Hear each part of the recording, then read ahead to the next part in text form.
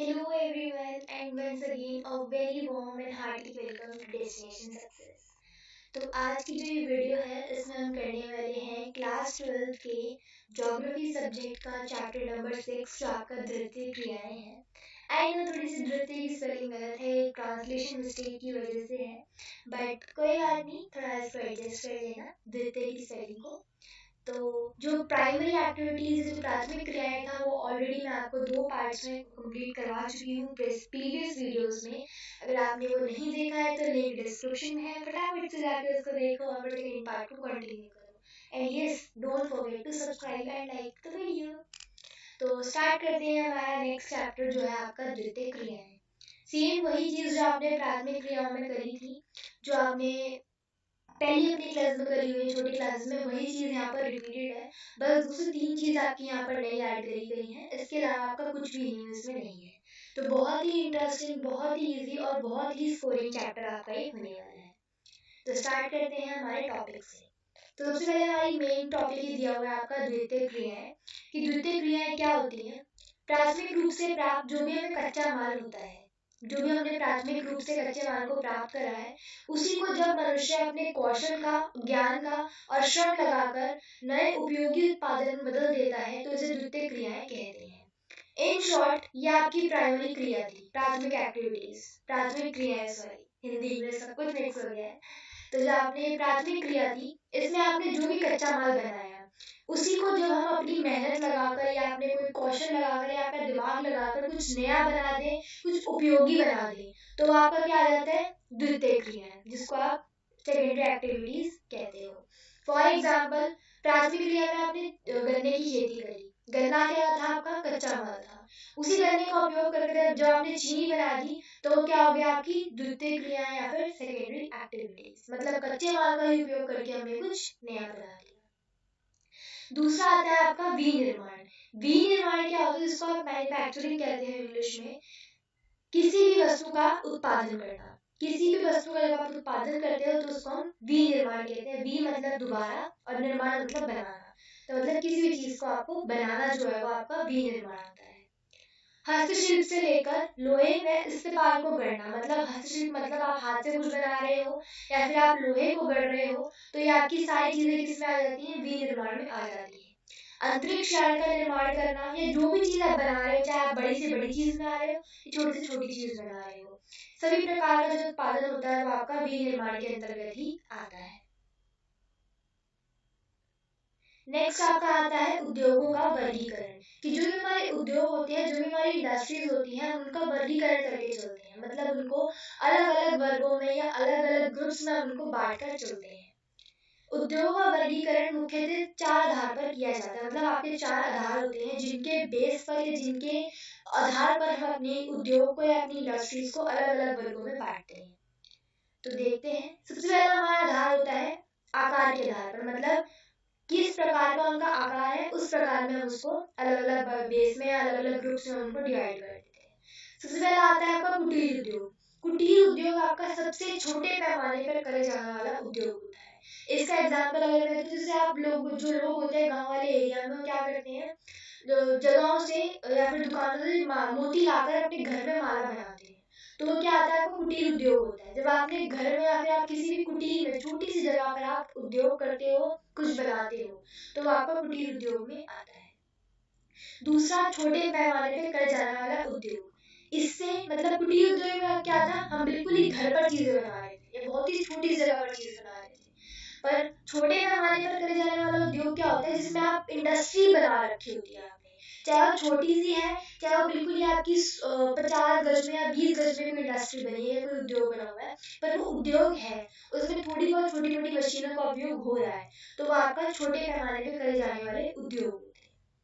उसके बाद आपका आता है बड़े पैमाने पे करे जाने वाले उद्योग, जिसकी आपकी बड़ी सी कोई फैक्ट्री बनी हुई होती है, जो आपकी सब आप जानते हो जिसको, जैसे कि आपकी अमूल की फैक्ट्री हो गई, कोई दूध की फैक्ट्री हो गई, बिस्किट की फैक्ट्री हो गई, ये सारे आपके बड़े पैमाने के उद्योग होते हैं, जिसमें बड़ी बड़ी मशीनें एक फैक्ट्री में या एक उद्योग में लगी हुई होती है। उसके बाद दूसरा आधार हमारा आता है कच्चे माल के आधार पर, मतलब कितना कच्चा माल एक उसमें उपयोग हो रहा है या किस तरीके से कच्चा माल आ रहा है, तो वो हमारा कच्चा माल पे आधारित उद्योग होते हैं। सबसे पहले कृषि आधारित। कृषि आधारित कच्चा माल मतलब जिन पे कच्चा माल क्या है, कृषि पे निर्भर करता है, मतलब सारा कच्चा माल कहाँ से आ रहा है आपका, कृषि से आ रहा है। दूसरा आपका खनिज आधारित, खनिज आपको पता ही है, आपकी मेटल नॉन मेटल जिसको आप धातु धातु बोलते हो, इन पे आपकी जो इंडस्ट्रीज या उद्योग निर्भर होते हैं वो आपके खनिज आधारित उद्योग होते हैं। वही आपके दो प्रकार के जो मैंने आपको बताए हैं अभी, एक धात्विक खनिज और एक अधात्विक खनिज, मेटल्स और नॉन मेटल्स। तीसरा आता है आपका रसायन आधारित, मतलब जो आपकी केमिकल्स के ऊपर बेस्ड होती है, केमिकल आधारित होती है, जो आपके उद्योग आपके रसायन आधारित उद्योग, जैसे कि आपकी दवाइयों की जो फैक्ट्री हो गई वो आपकी रसायन आधारित है, मतलब वो किस पे डिपेंडेंट है, आपकी केमिकल्स पे या फिर रसायन पे डिपेंडेंट है। उसके बाद पशु आधारित, मतलब जो आपकी पशु पे निर्भर करती है, जैसे कि दूध पे जो निर्भर करे या फिर पनीर पे जो निर्भर करे, जैसे कि दूध पे आपकी दही की फैक्ट्री होगी वो निर्भर करती है, अमूल की फैक्ट्री भी आपकी दूध पर निर्भर करती है, तो ये क्या होगी, सारी सारी पशु आधारित होगी। उसके बाद वन आधारित, जिनका जो कच्चा माल होता है वो कहाँ से आता है, आपका वनों से आता है, तो ये आपकी कुछ होगी जो आपके कच्चे माल के ऊपर निर्भर करती है। अगर मैं इसका एग्जाम्पल दूं तो जैसे कि अगर मैं आपसे पूछूं कि अगर कोई भी एक सरसों के तेल की उद्योग है, सरसों का तेल का जो उद्योग होता है वो किस पर आधारित करता है, आप किस पे उसको वर्गीकरण किस पे करोगे, तो आप किस पे कहोगे उसको, कृषि आधारित, क्योंकि सरसों का तेल कहाँ से आता है, आपका सरसों से आता है, सरसों कहाँ से आती है, आपकी कृषि से आती है, तो सरसों के तेल की जो उद्योग होगा वो किस पर निर्भर करेगा, आपका कृषि आधारित होगा। उसके बाद तीसरा आधार हमारा आता है उत्पाद के आधार पर, मतलब किस प्रकार का उत्पाद जो हो रहा है वो उद्योग में हो रहा है। सबसे पहला आता है आपका आधारभूत, दूसरा होता है आपका उपभोक्ता वस्तु। आधारभूत मतलब जिसको आप एक आधार के तौर पे यूज करो, मतलब जो भी आपका सामान उद्योग में बन रहा है वो डायरेक्टली आप उसको यूज नहीं कर रहे हो, आप उसको किसी न किसी चीज में बदल कर इस्तेमाल कर रहे हो। जैसे कि आपकी दूध की फैक्ट्री होती है, उसमें दूध बनता है, तो क्या होता है, आपका आधारभूत उद्योग होती है। क्यों, क्योंकि आप दूध को डायरेक्टली पीते तो नहीं हो ना, हर बारी कभी कभी आप उससे चाय बनाते हो, कभी आप उससे दही बनाते हो, कभी आप उससे कुछ बनाते हो, तो क्या आपके तरीके का आधार होता है जिससे आपकी और चीजें बनती हैं, तो किस में आएगा, आपका आधारभूत उद्योग में। दूसरा आपकी उपभोक्ता वस्तु उद्योग, जिसको डायरेक्टली उपभोक्ता जो होता है वो इस्तेमाल कर लेता है, जैसे कि आपके कपड़े हो गए, आप उसको डायरेक्टली इस्तेमाल कर लेते हो, आप कपड़ों से कुछ नया नहीं बनाते हो, तो वो आपकी क्या हो गई, उपभोक्ता वस्तु, मतलब जिसको उपभोक्ता जो है वो डायरेक्टली यूज कर रहा है या किसी तरीके से उसका इस्तेमाल वो कर रहा है। उसके बाद हमारी आती है स्वामित्व पर आधारित, स्वामित्व मतलब ओनरशिप, किसके स्वामित्व में वो उद्योग चल रहा है। सबसे पहले आपके आते हैं सार्वजनिक, मतलब जो सरकार के अंडर होते हैं, जो जिन उद्योगों को सरकार चला रही होती है। दूसरा आपका निजी, जिसको आप प्राइवेट कहते हो, जो प्राइवेट लोगों ने खरीद रखे होते हैं, जैसे कि आपके अंबानी की कोई उद्योग हो गया तो उसने खरीद रखा है, तो उसका एक निजी उद्योग है। तीसरा संयुक्त आता है, संयुक्त मतलब जिसमें आपके सरकारी और जो निजी है दोनों मिलकर आपके काम करते हैं, वो आपका संयुक्त क्षेत्र होते हैं। तो ये आपके कुछ चार आधार थे जिनके ऊपर एक उद्योग जो होता है वो निर्भर करता है। उसके बाद उद्योगों की अवस्थिति को प्रभावित करने वाले कारक, मतलब एक उद्योग को कौन कौन सी अवस्थितियां, कौन कौन सी चीजें जो होती है प्रभावित करती हैं, या एक उद्योग खोलते समय या उद्योग को चलाने के लिए आपको किन किन चीजों का ध्यान रखना पड़ता है। तो सबसे पहले आपका आता है कच्चे माल की उपलब्धता, मतलब आपको अपने उद्योग को एक ऐसी जगह पर खोलना है जहाँ पर आपको कच्चा माल बहुत ही इजीली मिल जाए, बहुत ही आसानी से मिल जाए, बहुत ही सस्ता मिल जाए, मतलब उसको लाने ले जाने में आपको बहुत ज्यादा खर्चा ना आए। उसके साथ साथ भारी वजन, सस्ते मूल्य एवं वजन घाटकों वाले पदार्थों व शीघ्र नष्ट होने वाले पदार्थों पर आधारित उद्योग कच्चे माल के स्रोत के समीप ही स्थित है, मतलब जो ऐसी चीजें बहुत भारी हैं, जो बहुत मूल्यवान है, जिनका मूल्य बहुत ज्यादा है, जो वजन में बहुत ज्यादा है और जो बहुत इजीली नष्ट हो जाती है, खराब हो जाती है, ऐसी इंडस्ट्रीज या ऐसे उद्योग का कच्चा माल कहाँ से आता है, ऐसी जगहों से आता है जो बहुत ही पास में उसके स्थित हो, क्योंकि वो बहुत दूर से आएगा ना, तो देखो अगर बहुत भारी सामान तो आपको दूर से लाने के लिए बहुत अच्छी चीज चाहिए, मतलब बहुत बड़ी बड़ी ट्रक वगैरह चाहिए, मशीनें का चाहिए, मतलब पूंजी लगानी पड़ेगी आपको, और इतनी आप उसमें पूंजी नहीं लगाओगे जितना आपकी उसमें हानि हो जाएगी, मतलब पूंजी आपकी लग जाएगी 2-3 लाख और वो सामान बिकेगा कितने, मुश्किल से 30-40 हजार में, तो आपकी हानि हो जाएगी। इसलिए ऐसी चीजों का जो उद्योग होता है वो कहाँ पर स्थित होता है, जहाँ पर आपको कच्चा माल बहुत ही पास मिल जाए, जैसे कि इस्पात उद्योग और चीनी उद्योग, मतलब जो गन्ने होते हैं ना आपके, ऐसी चीनी की जो उद्योग होते हैं ना आपकी ऐसी जगह पर स्थित होते हैं जहाँ पर आपको बहुत ही आसानी से गन्ने मिल जाए, तो इसीलिए कच्चे माल की उपलब्धता तो जो होती है वो बहुत प्रभावित करती है आपकी उद्योग को। मतलब इन शॉर्ट आपको इसमें अगर पेपर में क्वेश्चन आता है तो पेपर में आपको क्वेश्चन ऐसे ही आएगा कि किसी भी उद्योग को या किसी भी उद्योग की अवस्थिति को प्रभावित करने वाले कौन कौन से कारक होते हैं, कोई भी तो उसकी आपको एक्सप्लेन वहां पर करनी होंगे। तो आप क्या करोगे, सबसे पहले तो आप ये हेडिंग डाल दोगे यहाँ पर कच्चे माल की उपलब्धता, फिर आप इसको एक्सप्लेन कर देना थोड़ा बहुत कि कच्चे माल की उपलब्धता बहुत आसानी से हो जानी चाहिए, सस्ते में हो जानी चाहिए और इस वक्त सरलता से हो जानी चाहिए। इसी के साथ साथ जो बहुत भारी वजन वाली चीजें हैं, बहुत बहुत भारी वजन वाले कच्चा माल है, जो बहुत जल्दी खराब होने वाली चीजें हैं, ऐसे जो उद्योग होते हैं वो ऐसी जगह के पास होने चाहिए जहाँ से वो इजीली आपको मिल जाए। अगर आप बहुत दूर रखोगे तो आपका माल आते आते ही इस जगह पे खराब हो जाएगा। इसके बाद अनुकूल जलवायु, मतलब ऐसी जगह पर उद्योग होने चाहिए जहाँ पर आपकी जल और वायु मतलब हवा और पानी दोनों ही चीजें आपकी पर्याप्त मात्रा में आपको मिल जाए।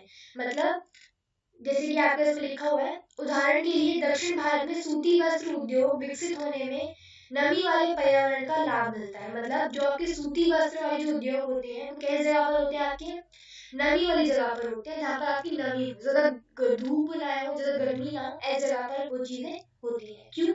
क्योंकि इनसे पर्यावरण को क्या मिलता है, पर्यावरण से क्या मिल जाता है, लाभ मिल जाता है। क्योंकि सूती चीजें ऐसे पर्यावरण में बहुत ही इजीली बन जाती हैं और बहुत ही अच्छे से उनको हम रख भी सकते हैं, वो खराब नहीं होगा आपका।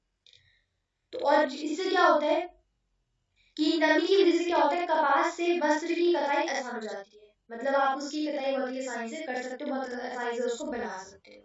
अगर बहुत ज्यादा ठंड होगी या बहुत ज्यादा गर्मी होगी तो क्या होगा, आपकी उसकी स्थापना क्या हो जाएगी, बहुत ही मुश्किल हो जाएगी। तो मतलब जलवायु भी ऐसी होनी चाहिए उस जगह की जो आपके उद्योग में मदद करे, आपके उद्योग को लाभ पहुंचाए। उसके बाद तीसरा कारक आता है आपका शक्ति का साधन, कि मतलब ऐसी जगह पर आपका उद्योग होना चाहिए जहाँ पर आपको शक्ति पर्याप्त मात्रा में और इजीली आपको मिल जाए। जैसे कि शक्ति का मतलब यहाँ पर आपका ये है कि आपको बिजली पानी की जो उपलब्धता है वो आसानी से मिल जाए।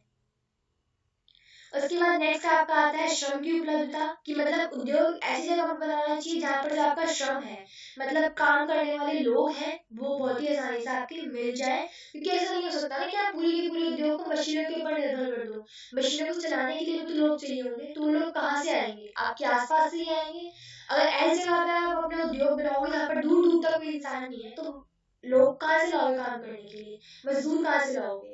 तो इसलिए ऐसी जगह पर आपको उद्योग होना चाहिए जहाँ आपको इजीली श्रम मिल जाए। उसके बाद आता है आपकी पूंजी। पूंजी मतलब आपके पास एक पर्याप्त मात्रा में पैसे होने चाहिए अपने उद्योग को चलाने के लिए और अपने उद्योग को सफल विकास उसका करने के लिए। क्योंकि ऐसा नहीं हो सकता ना कि आप थोड़े से पैसे लेके 10 रुपए लेके तो आप एक फैक्ट्री खोलोगे नहीं ना, कुछ आपको पैसे चाहिए होंगे ताकि आप उसमें मशीनें लगाओ, आप उसमें कच्चा माल ला सको, आप उसमें श्रमिकों को वेतन दे सको। तो इन सब के लिए क्या चाहिए, आपको पर्याप्त पूंजी चाहिए होती है। तो ये आपके कुछ कारक थे जो आपके उद्योग को प्रभावित करते हैं। उसके बाद आपके दिया हुआ है बड़े उद्योगों की विशेषता, की जो आपकी बड़े बड़ी इंडस्ट्रीज होती है उनकी क्या क्या विशेषता होती है।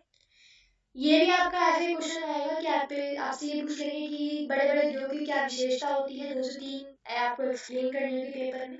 तो ये करीबन आपकी 4 से 5 जो विशेषता है वो मैं आपको कराऊंगी। कम से कम आपको 3, ज्यादा ज्यादा आपको 5 याद होनी चाहिए, क्योंकि 5 ज्यादा कभी भी किसी पेपर में आपसे कोई भी चीज नहीं पूछता। तो आप इन 5 को अच्छे से समझ लो और जो आपको याद रह जाए पेपर में आप उनको लिखा। सबसे पहले आपकी विशेषता क्या है, कौशल में विशिष्टीकरण। जो बड़ी इंडस्ट्रीज होती हैं वो अपने कौशल में पूरी विशिष्ट होती हैं, उनको जो भी काम वो कर रही होती है ना उसमें पूरी स्पेशलाइज्ड होती है वो।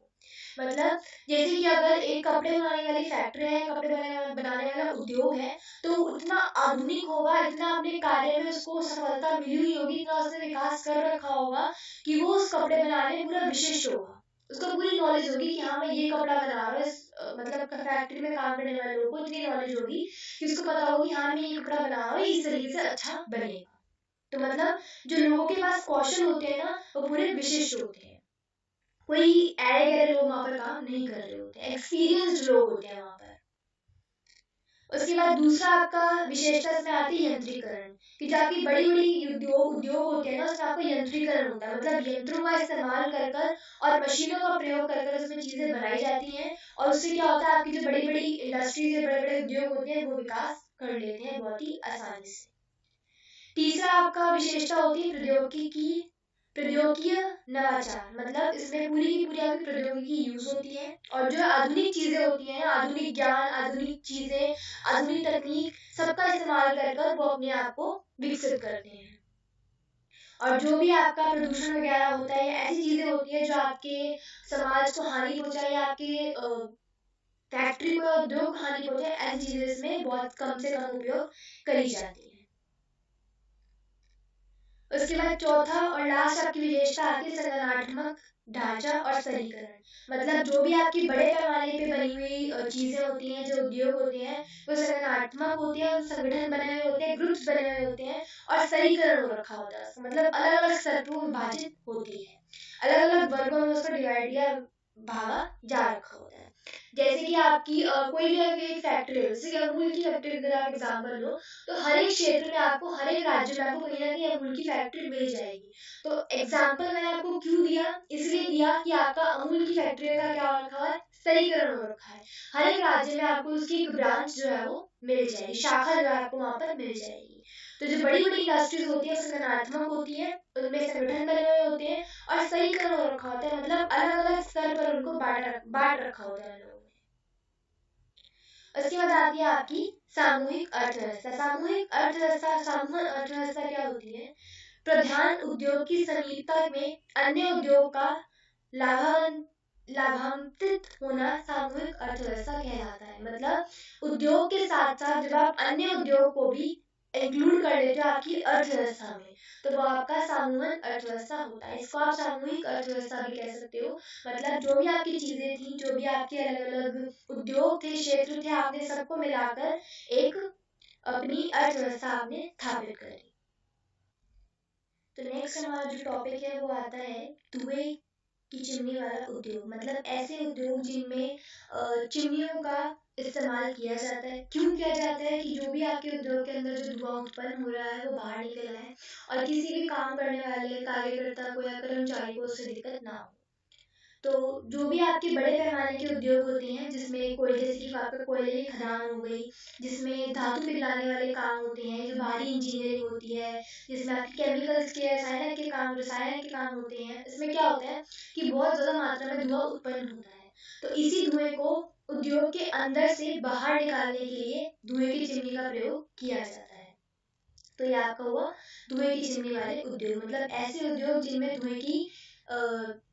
उद्योग जिनमें धुएं को निकालने के लिए चिमनी का प्रयोग किया जाता है। उसके बाद आते हैं आपके स्वच्छंद उद्योग। बहुत ही इम्पोर्टेंट टॉपिक है जो आपका कई बार पेपर में पूछा गया है। स्वच्छंद उद्योग क्या होते हैं? तो स्वच्छंद उद्योग क्या होते हैं? ऐसे उद्योग जो कि कच्चे माल पर निर्भर नहीं करते और ये किस पर निर्भर करते हैं? संगठक पुर्जों पर निर्भर ये करते हैं। पुर्जे क्या होते हैं? मतलब ऐसी चीजें जो बहुत ही आसानी से आपको मिल जाती हैं, जिसके लिए आपको ज्यादा हाथ पैर मारने की जरूरत नहीं पड़ती। तो ऐसी उद्योग जो आपके कच्चे माल पर निर्भर ना कर कर और जिनके लिए बहुत ज्यादा जरूरी नहीं होते हैं कच्चे माल, और जो संगठन पुर्जों पर निर्भर करते हैं, वो आपके स्वच्छंद उद्योग होते हैं। जैसे कि आपकी चीनी के उद्योग। आपको चीनी किससे बनती है? आपकी गन्ने से बनती है। गन्ने के लिए आपको ज्यादा इधर ढूंढना नहीं पड़ता है। गन्ना आपको किसी भी खेत में, किसी भी स्थान पर आपको बहुत ही आसानी से मिल जाता है। तो गन्ने के लिए आप किसी भी कच्चे माल पर बहुत ज्यादा निर्भर नहीं रहते, वो आपको इजीली मिल जाता है। तो क्या हुआ, एक तरीके से आपका संगठित पुर्जा हुआ। उसके बाद आती है आपकी स्वच्छंद उद्योग की कुछ विशेषताएं बताई हुई हैं। सबसे पहला, व्यापक विविधता वाले स्थान पर स्थित होते हैं। मतलब ऐसे स्थान पर स्थित होते हैं जहाँ पर आपकी जो विविधता होती है बहुत ही आसानी से मिल जाती है चीजें, बहुत ज्यादा आपको दूर वहां पर नहीं जाना पड़ता। उसके बाद ये किसी विशिष्ट प्रकार के कच्चे माल पर निर्भर नहीं है। जैसे मैंने आपको चीनी के लिए बताया कि गन्ना कोई आपको विशिष्ट माल नहीं है जो आपको ना मिल जाता है वो आपको इजीली। तो मतलब ऐसे उद्योग जो होते हैं वो आपके किसी भी विशिष्ट प्रकार के माल पर निर्भर नहीं करते हैं, ऐसे प्रकार के माल पर निर्भर करते हैं जो आपको बहुत ही आसानी से कहीं भी मिल जाएंगे। उसके बाद ये उद्योग संगठित पुर्जों पर निर्भर करते हैं। जैसे कि मैंने आपको बताया, ऐसी चीजें जो बहुत ही आसानी से आपको मिल जाएंगी। इनमें कम मात्रा में उत्पादन होता है। ज्यादा बड़ी फैक्ट्री जो उद्योगी नहीं होते हैं, छोटी छोटी फैक्ट्री जो उद्योगी होती हैं, तो जो उत्पादन होता है वो भी किसमें होता है? कम मात्रा में ही किया जाता है। और उत्पादन कम मात्रा में होता है तो श्रमिकों की जो आवश्यकता होती है वो भी इसमें कम होती है। उसके बाद ये उद्योग प्रदूषण नहीं फैलाते, क्योंकि आपने अभी ऊपर पढ़ा ही है कि बहुत छोटी छोटी इंडस्ट्रीज होती हैं, बहुत इसमें मशीनों का उपयोग इतना नहीं होता, श्रमिकों का उपयोग इतना नहीं होता, और उत्पादन भी इतना ज्यादा नहीं होता, तो प्रदूषण भी इससे क्या होता है, कम फैलता है। उसके बाद कृषि व्यापार या कृषि कारखाने, मतलब कृषि का व्यापार करना और कृषि के लिए ही कारखाने बनाना। कृषि व्यापार एक ऐसा प्रकार है कि व्यापारिक कृषि है जो औद्योगिक पैमाने पर की जाती है, मतलब जो आपकी इंडस्ट्री लेवल है या औद्योगिक के पैमाने हैं उन पे करी जाती है। इसका वित्त पोषण वह व्यापार करता है जिसका मुख्य रुचि कृषि के बाहर हो। मतलब ये जो ऐसी प्रकार की जो कृषि होती है या ऐसे प्रकार का जो व्यापार होता है, इसमें वही लोग पैसे लगाते हैं, इसका वही लोग भरण पोषण करते हैं, या इसमें वही लोग पूंजी लगाते हैं जिनकी रुचि किसमें होती है, व्यापार कृषि से बाहर होती है। मतलब उनकी पूंजी कृषि में नहीं है, आपकी खेती में उनका इंटरेस्ट नहीं है, उनका इंटरेस्ट किसमें है, खेती से बनने वाली चीजों में, या फिर उनका इंटरेस्ट किसमें है, उन चीजों में जो आपकी कृषि के लिए पैसे आएंगे, उन चीजों में इंटरेस्ट है। मतलब मेन चीज इसमें उनका कृषि नहीं होता। ये फार्म के आकार से बड़े यंत्रीकृत, रसायनों पर निर्भर व अच्छी संरचना वाले होते हैं। मतलब अब कौन सी बात है, कृषि क्या होती है, एक खेत में आप काम करते हो तो वो इतनी आपकी डेवलप्ड या विकसित जगह नहीं होती है, पर जो ऐसा कृषि व्यापार करने वाले लोग होते हैं, वो उनके पास क्या होते हैं, बड़े बड़े फार्म होते हैं, बड़े बड़े यंत्र जो इस्तेमाल करे जाते हैं वो होते हैं। ऐसी इंडस्ट्री होती है जो रसायनों पर निर्भर करती है, और एक अच्छी संरचना वाली जगह इनके पास होती है। इनको कृषि कारखाने भी कहा जाता है। मतलब इनको जो ये कृषि व्यापार होते हैं इसको हम कृषि कारखाने भी कहते हैं। मतलब इन शॉर्ट इसमें आपको कोई पेपर में क्वेश्चन आता है आपको क्या लिखना है, कृषि व्यापार क्या होता है। कृषि व्यापार एक इस प्रकार का व्यापार होता है जिसमें जो लोगों की रुचि होती है वो कृषि से बाहर होती है। इसमें जो लोग होते हैं, जगहें होती हैं, वो फार्म होती हैं, यंत्रीकरण का इस्तेमाल करा जाता है, और ये एक अच्छी संरचना वाली जगह होती है, इसको हम कृषि कारखाना भी कहते हैं। ये आपको इसमें लिखा। उसके बाद नेक्स्ट हमारा आता है लौह इस्पात उद्योग को आधारभूत उद्योग क्यों कहा जाता है। आधारभूत मतलब एक तरीके के बेस क्यों कहते हैं हम उसको। जो लोहा होता है आपका और जो स्टील होता है उसको हम इस एक तरीके से आधार क्यों कहते हैं किसी भी चीज का। सबसे पहले लोहा इस्पात उद्योग के उत्पाद को अन्य वस्तुओं बनाने के लिए भी इस्तेमाल करा जाता है। मतलब जो आपका लोहा होता है, जो आपका स्टील होता है ना, उसको हम और भी चीजें बनाने में इस्तेमाल करते हैं। जैसे कि आपके लोहे के गेट हो गए हैं, लोहे की ग्रिल हो गई है, बालकनी में लगाते हैं ग्रिल, वो हो गई है, दरवाजे खिड़कियां हो गई हैं, और भी बहुत सारी चीजें होती है जिसमें आपके लोहा और इस्पात जो होता है वो आपका इस्तेमाल करा जाता है। इसीलिए इसको क्या करते हैं, कच्चे माल की तरह इसको हम ट्रीट करते हैं, या इसको कच्चे माल की तरह हम इसका प्रयोग करते हैं। इसलिए हम इसको आधारभूत उद्योग कहते हैं। यथार्थ नहीं, आधारभूत। जैसे कि मैंने आपको बताया कि लोहे के इस्पात जो होते हैं वो आपके वस्त्र उद्योग और बाकी उद्योग में मशीनें बनाने के इस्तेमाल में आती हैं, घर की चीजें बनाने में इस्तेमाल करते हैं। तो इसीलिए क्या होता है, हर एक उद्योग का क्या है, ये आधार है, एक तरीके से हर एक चीज का आधार है, इसलिए हम इसको आधारभूत उद्योग भी कहते हैं। ये क्वेश्चन भी आपका कई बार आपका पेपर में आपसे पूछा जा चुका है। उसके बाद हमारा आता है लोहा इस्पात उद्योग को भारी उद्योग क्यों कहते हैं। अब ऑफकोर्स की बात है, आपको पता है कि लोहा और जो स्टील होता है, आपका इस्तेमाल होता है, ये हल्की चीज तो आपकी है नहीं, ये बहुत भारी भारी चीजें होती हैं जिसके लिए आपको काफी बड़ी बड़ी मशीनों का इस्तेमाल करना पड़ता है, बहुत सारे लोग इस्तेमाल होते हैं आपके इसको इधर ले जाने में। तो इसलिए क्या होता है, भारी उद्योग इसको हम कहते हैं, क्योंकि जो भी चीजें बनाता है, जो भी इसमें कच्चा माल भी होता है ना, वो बहुत ही भारी होता है, इसलिए हम उसको एक भारी उद्योग भी कहते हैं। उसके बाद आपका लास्ट आता है प्रौद्योगिकी ध्रुव। प्रौद्योगिकी ध्रुव क्या है, वे उच्च प्रौद्योगिकी उद्योग जो प्रादेशिक रूप से संकेंद्रित होते हैं, मतलब एक ही केंद्र में स्थित होते हैं, आत्मनिर्भर होते हैं और उनमें उच्च विशेषता के लिए चीजें बनाई जाती हैं, तो वो आपका प्रौद्योगिकी ध्रुव कहलाता है। मतलब एक ऐसा उद्योग जिसमें आपका क्या होता है, जैसा केंद्रित है एक ही केंद्र पर, जिसका केंद्र वो खुद ही है, एक तरीके से आप ये कह सकते हो, जो आत्मनिर्भर है, किसी के ऊपर निर्भर नहीं करता, और जिसमें अच्छी विशिष्टता, मतलब अच्छी कौशल वाली चीजें बनाई जाती हैं, वो आपका प्रौद्योगिकी ध्रुव होता है। जैसे उदाहरण के लिए सिलिकॉन घाटी, स रा अ, इसको हम शॉर्ट फॉर्म में SRA कहते हैं।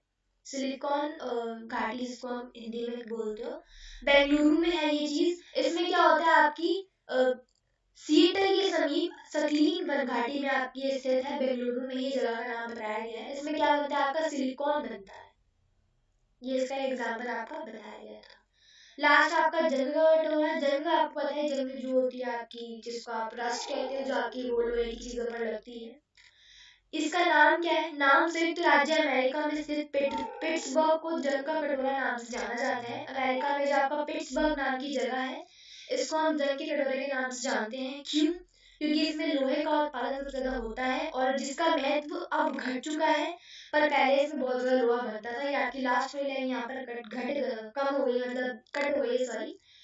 इसमें ये लिखा है कि आपका जो महत्व है अब घट चुका है, पर पहले क्या होता था, इसमें लोहे का उत्पादन बहुत ही बड़े पैमाने पर करा जाता था, इसीलिए इसको हम जंग का कटोरा कहते हैं।